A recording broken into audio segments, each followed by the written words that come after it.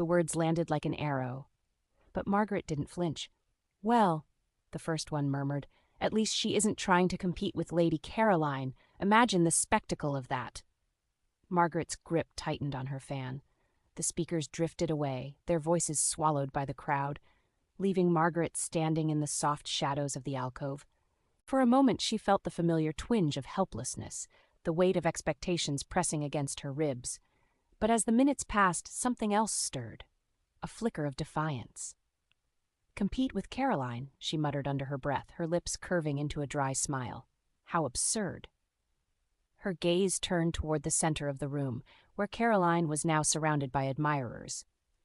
The Duke of Wrexham, meanwhile, was standing stiffly near the refreshment table, his expression somewhere between boredom and faint amusement, as an elderly gentleman recounted what was surely a dull story.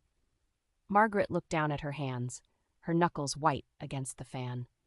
She had spent years resigning herself to a position on the periphery, convinced there was no space for her in the bright center of society. And perhaps there wasn't. Perhaps she lacked her sister's sparkle, as the women had cruelly noted. But intelligence, cleverness, those were hers, those she could wield. Margaret straightened her shoulders, a quiet determination settling over her like armor.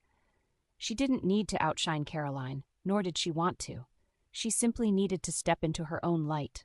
Her thoughts were interrupted by a soft rustle of skirts. Lady Harriet Pemberton appeared at her side, her sharp eyes glinting with mischief. "There you are," Harriet said, brushing an imaginary speck of dust from her violet gown.